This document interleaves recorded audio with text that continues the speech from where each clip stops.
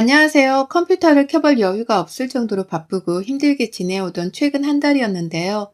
마음 굳건히 다잡아보면서 제 사연을 여러분들께 들려드려 볼까 합니다. 정신이 없고 심적으로 많이 힘든 상황이라 그리 많이 횡설수설할 수도 있겠지만 여동생 일인 마냥 정성 들여 들어주시면 감사하겠습니다. 저는 얼마 전에 과부가 되었어요. 한자 말 그대로 남편이 죽고서 배우자가 없이 혼자 사는 여자가 된 것이죠. 아주 어릴 적에 남편을 여윈 청산과부는 아니고요. 다행히 제 나이는 올해 44이랍니다. 남편하고는 27에 결혼을 해서 17년 함께 살았어요. 함께 살다 보니 결혼하기 전처럼 매일이 설레고 좋은 점만 있는 건 분명 아니었답니다. 남편이랑은 치고받고 싸우지만 않았을 뿐 늘상 전쟁을 치르는 듯이 살았었고요. 저는 워낙 빠릿빠릿 성격이 급한 편인데 남편은 세우라 내워라 서두르지 않고 사는 성격이었는지라 정반대의 서로가 늘상 부딪히는 편이었어요. 주로 화를 내거나 신경질을 부리는 것은 저였고 성격대로 사는 것뿐이었던 남편을 보면서 으르렁거리며 그러지 말라 사는 것 또한 바로 저였습니다. 같이 부부로 살면서 저희가 딸 자식만 둘을 뒀는데 얘들을 처음 낳았을 때도 걱정을 하기는 했으나 점점 더 애들 머리가 크고 나서부턴 돈 들어갈 게 정말 한둘이 아니더라고요.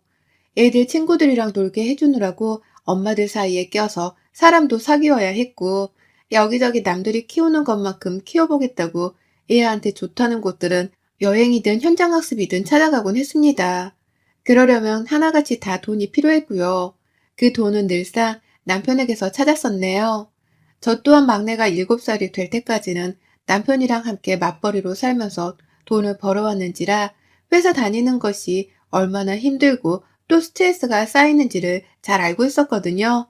하지만 막상 일을 그만두고서 주부가 된 후로는 뭐가 그리 답답했었는지 남편에게 돈을 더 벌어오라고 제때 승진을 해서 아이들을 좀 보란듯이 당당히 키워보자며 늘 보챘답니다. 그런 저의 말에는 씁쓸하게 웃어 보이며 그게 어디 말처럼 쉽냐고 웃던 제 남편이었죠. 남편의 그 표정을 보면 답답하다고 또 짜증을 내거나 구박을 하며 같은 레파토리를 자주 왔다 갔다 하며 대화를 나눴어요. 그런데 말이죠. 참 좋은 게 없어 보이는 사이이긴 해도 저희는 부부였습니다. 같이 피를 나눈 자식을 둘이나 가지고 있는 부부였습니다. 서로 싸우고 지지고 볶아도 결국 내 남편은 저의 가장 가까이에 있는 사람이었어요. 미워도 늘 따뜻한 밥을 차려주고 출근하러 나가는 뒷모습이 너무 힘들어 보여 안아주기도 하던 저였습니다.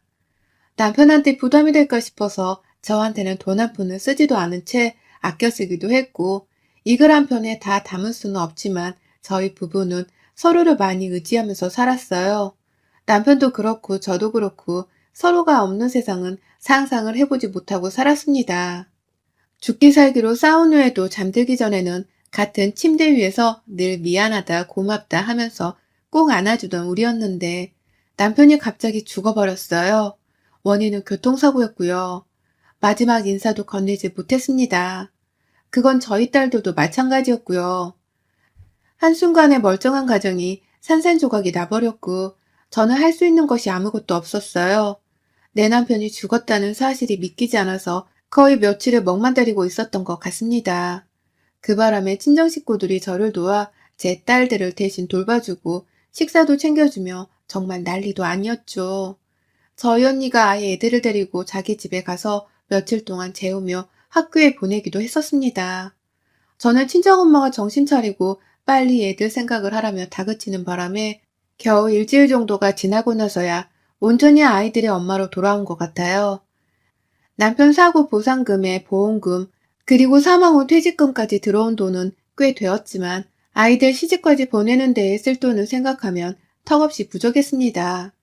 그래서 열심히 일자리를 알아보면서 저 스스로 빨리 돈을 벌어보려고 엄청 노력을 했는데 요즘 코로나 때문에 청년들 실업률도 높다고 하더니 저 같은 아줌마는 어디 이력서 한 장도 제대로 넣기가 힘들더라고요. 경력 단절이 너무 오래되어 제대로 된 사무직에서 일을 할 수도 없었습니다. 그러니 진작에 사무자리는 포기를 한 채 또 열심히 저 같은 사람을 받아주는 식당 알바라도 해보겠다며 여기저기 다녔어요. 그러다 겨우 운이 좋게 파트타임 일자리 하나를 구해서는 저녁에만 몇 시간 일을 하며 푼돈이라도 벌기 시작했고요. 아직 월급도 받지 않았을 만큼 시작한 지 얼마 되지 않은 초짜백입니다. 그런데 이렇게 바쁘게 변한 상황을 인지하면서 살아가고 있는 저의 정신이 요즘 들어 확 깨곤 하네요. 뭐에 쫓기듯이 일을 하러 가고 집에 와서는 아이들을 돌보고 주변 사람들의 안부 전화를 받으면서 보통처럼 잘 살아보겠다고 애를 쓰고 있었는데 이런 저한테 시누이가 망치로 머리를 때리듯 번쩍 정신이 살아나게 해주더라고요. 뻔뻔한 막말을 쏟아내면서 말이죠. 저희 시누이로 말할 것 같으면 저희 남편은 아주 쏙 빼닮은 남편의 누나입니다. 단 성격은 아주 정반대였죠. 약간 저랑 비슷하고 성격이 급한 편이고 성질도 자주 부리는 편인데 그 화를 저한테도 참 쉽사리 내더라고요. 저는 윗사람이라고 형님을 좀 배려하고 존중하려 하는 편이었다면 형님은 전혀 그런 기미가 없으셨어요. 오히려 아랫사람이라고 절 참 함부로 대하는 분이셨답니다. 결혼하고서 신혼집을 들어가니 자기 방을 하나 만들어 놓으라는 이상한 소리를 하더라고요. 자기 식구나 가족들이 저희 집으로 왔을 때 숙박을 할 수 있도록 여분의 방을 만들어 두라면서요. 뭐하러 내 집에 와서 하룻밤까지 자려고 하나 싶어 의아하더군요. 다 같이 서울에 사는 마당에 집까지 가는 거리가 귀찮아서 저러는 건가 싶어 황당하기도 했습니다. 하지만 좀 더 형님을 겪어보고 난 후에야 알 수 있었어요. 형님이 저희 집에 자기 방을 만들어 놓으라고 했던 이유는 정작 자신 때문이 아닌 바로 시어머니 때문이었죠. 저희 어머님께서는 그 당시 이미 저와 같은 과부셨습니다. 시아버지가 쥐병으로 먼저 세상을 떠나신 상태였고, 그래서 혼자 살고 계셨죠. 집은 다 같이 서울에 있었고요. 그런데 형님은 허구한 날 시어머니를 저희 집으로 보내더라고요. 저희 두 아이들의 생일날에도 축하를 해주라면서 어머님을 저희 집으로 데리고 왔는데 집으로 갈 때에는 어머님을 데려가질 않더라고요. 그냥 어머님께는 오늘 여기서 자고 가. 엄마 방도 있겠다. 라고 하면서 어머님을 하룻밤 묵고 가게 하려는 말을 서슴찮게 했어요. 그냥 명령하듯 그 말을 뱉어냈죠. 그러면 저는 당연히 거절하지 못한 채 아, 어머님 하루 주무시고 내일 가세요. 라고 하면서 형님 말에 마지못해 수긍을 하는 척 했고요. 시어머니께서는 또 눈치 없이 그런 저의 말에 응답을 하며 알겠다고 누울 자리를 깔으셨고요. 그런 식의 예기치 못했던 어머님의 하룻밤 묵기는 계속되었습니다. 다 형님이 옆에서 명령하듯 제안을 하신 바람에 어머님이 주무시고 가셨고요. 제가 일을 그만두고 주부가 되면서부터는 형님에 의해서 시어머니가 저희 집을 찾아오는 일이 더욱 잦아졌어요. 형님은 이제 주부니까 일도 없고 심심할 것 같아서 엄마도 며느리랑 같이 있으면 적적해 하지 않으실 거고 라고 하면서 시어머니를 툭 던지듯 데려오셨고 그렇게 찾아와서는 자신도 덩달아 저에게서 대접을 받곤 하셨답니다. 참 어울리기 싫은 존재였는데 자꾸만 집에 시어머니랑 같이 찾아와서는 참 시답지 않은 소리들을 자주 하셨죠. 이를테면 이렇게 자주 보고 살 거면 그냥 차라리 시어머니를 데리고 사는 게 어떠냐 하면서 가까이 대서 떠본다거나 시어머니랑 살면 뭐가 좋은지에 대해 나열을 하면서 학가를 그냥 하라고 실실 웃으며 보채는 것이었죠. 그래서 제가 혼자 잘 살고 계시는데 뭐하러 같이 살면서 불편해해야 하겠어요? 라고 하며 거절 비슷한 뉘앙스라도 풍기면 형님은 너 그렇게 안 봤는데 생각보다 매정한 면이 있구나 라고 하면서 절 마치 세상에서 가장 피도 눈물도 없는 차가운 며느리 마냥 취급을 하셨답니다. 제가 원하는 말은 그런 게 아니었고 함부로 학과 얘기를 꺼내서 미안하다고 하는 말들이었는데 형님의 입에서는 그런 말들을 전혀 기대할 수가 없었습니다. 그런 식으로 저에게 듣기 좋은 말을 해주실 분도 아니고 저를 배려해 주시는 분도 아니었거든요. 그렇게 바라는 것 하나 없었던 형님이셨는데 제 남편이 죽고 난 후에 뵌 형님은 제게 더욱 가혹하게 구셨답니다. 애초에 기대할 것이 없어서 실망할 것도 없었지만 진짜 형님은 사람 됨됨이부터 글러먹었더라고요. 남편이 죽었다고 연락을 받았던 날 마지막 순간을 보지도 못한 채 떠난 거라서 저는 울음조차 나오질 않았습니다. 그냥 자꾸 현실 부정을 하면서 속으로 너무나 큰 충격을 받았는지라 제대로 된 생각이라는 것 자체를 할 수 있는 상태가 아니었어요. 그런데 형님은 저마다 슬픔을 표현하는 방식이 다른 건데도 불구하고 그런 저한테 넌 울지도 않니? 억지로라도 좀 울어봐. 네 남편이 죽었는데 내가 너보다 더 운다는 게 말이 돼? 라고 하면서 장례식장에서 저에게 혼을 내셨어요. 울지 않는다는 이유로 고인의 부인이 제게 화를 내신 겁니다.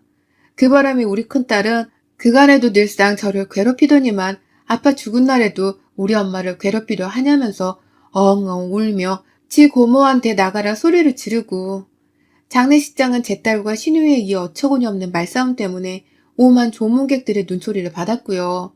저는 저대로 형님이 뭐라 짓거리던 딸이 뭐라고 울부짖던 아무것도 들리지 않았기 때문에 그냥 멍만 때리고 있었어요. 나중에야 제정신으로 돌아오고 나서야 신우이 한 말들이 다 기억이 나면서 우라통이 치밀어 오르더라고요. 그래서 계속해서 벼르고 또 곱씹으며 신우이를 원망하고 있었는데요. 어째 한 번을 저희 집에 찾아와서는 제 아이들을 챙겨주려 하거나 제 상태가 어떤지에 대해서 걱정하지도 않더니만 제가 정신 차리고서 일자리를 구하겠다며 여기저기 발품 팔고 다니고 있던 그 힘든 시기에 신우이한테서 처음으로 연락이 왔어요. 남편이 죽고 난 후에는 처음으로 온 연락이었죠. 웬일로 연락을 했나 싶었습니다.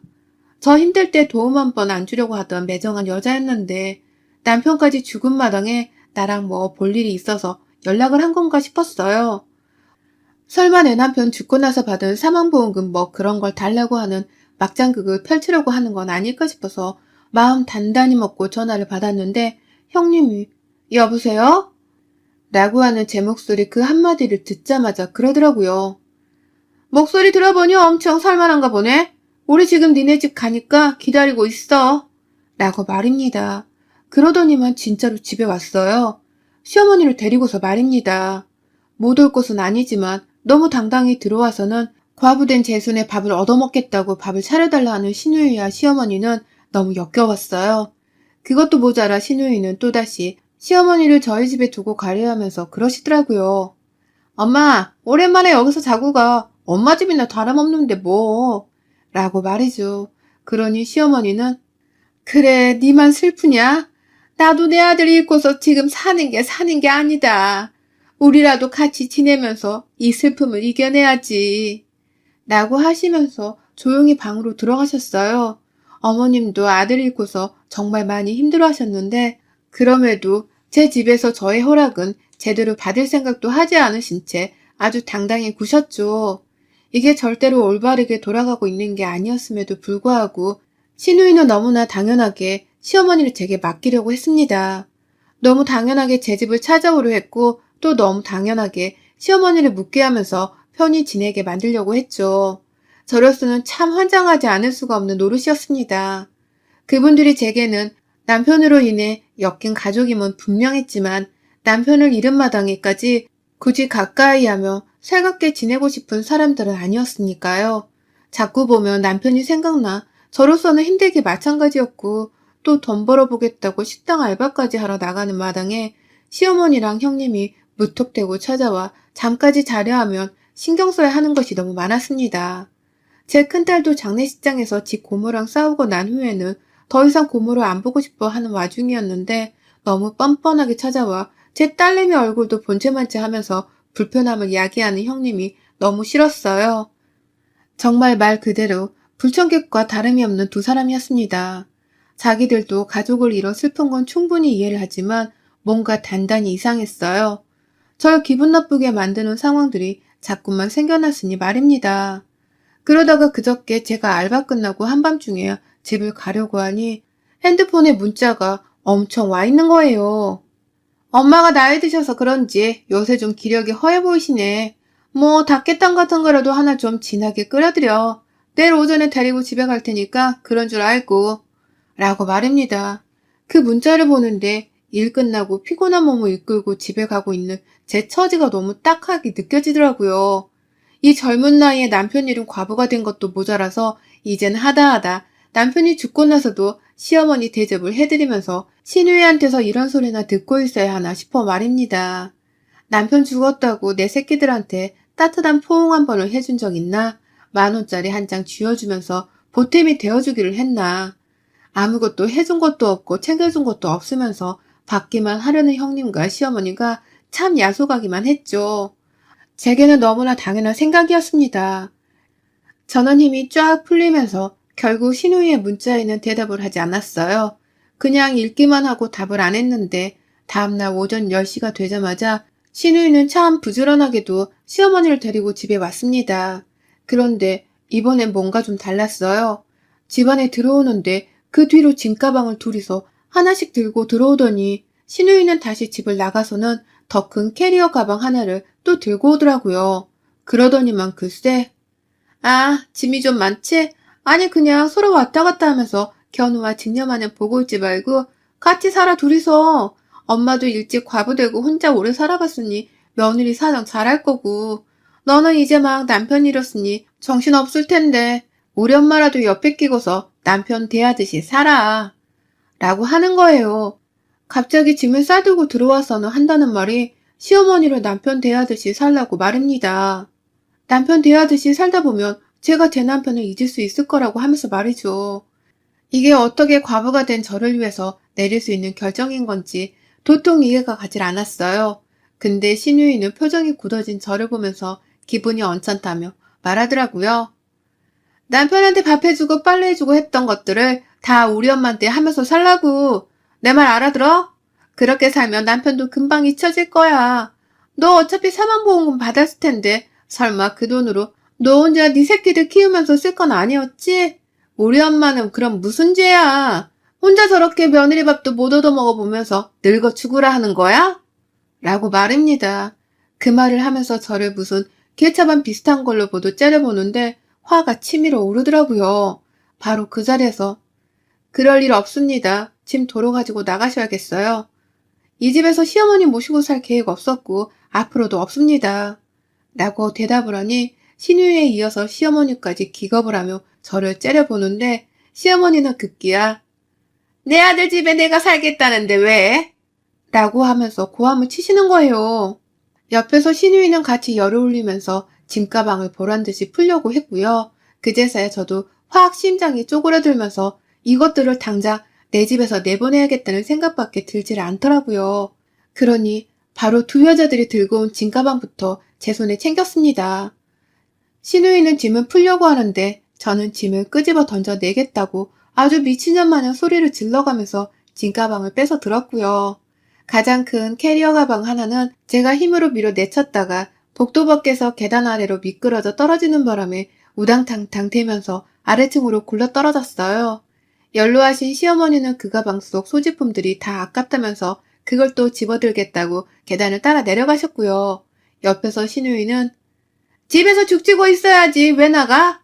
라고 하면서 시어머니를 붙잡겠다고 따라 나가더라고요. 그리고 전 나가는 신우이의 뒤통수에다가 마지막 남아있던 짐가방 하나를 마저 집어들고선 던져버렸습니다.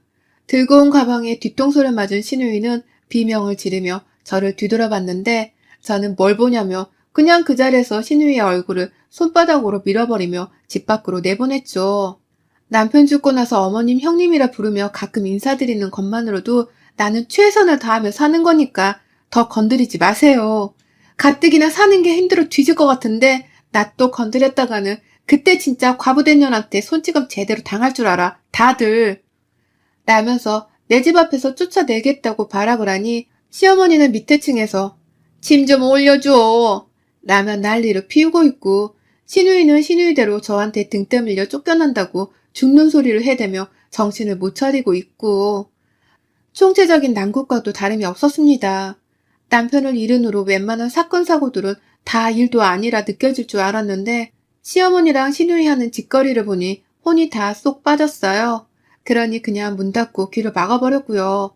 밖에서 한참 캐리어 끌고 계단을 올라오느라 낑낑거리는 소리를 해대다가 이웃집에서 조용히 하라고 항의하며 나오신 바람에 두 사람은 망신이라며 입을 꾹 다물곤 금세 사라졌어요. 시어머니는 그래도 나이가 있으셔서 그런지 난리쳐서 미안하다고 문자를 보내오셨으나 저는 신우이의 사과를 기다릴 거고 합관은 여전히 없는 일이라며 못을 박았습니다. 그러니 시어머니도 신우이의 사과를 받게 해주려고 하시는 건지 지금까지 깜깜 무소식이네요. 이게 바로 그저께 있었던 일이었고요. 전 그날 후 이제는 시어머니나 형님이 없다고 생각을 하면서 살기로 했습니다. 내 남편 살아있을 적부터 윗사람같이 굴지 않던 사람들인데 그나마 남편 잃고서도 가족 대접을 해주며 가끔 인사를 하고 살려 했더니만 이렇게 막무가내로 시누이가 자기 엄마를 저한테 모시라고 할 줄은 정말 상상도 못했네요.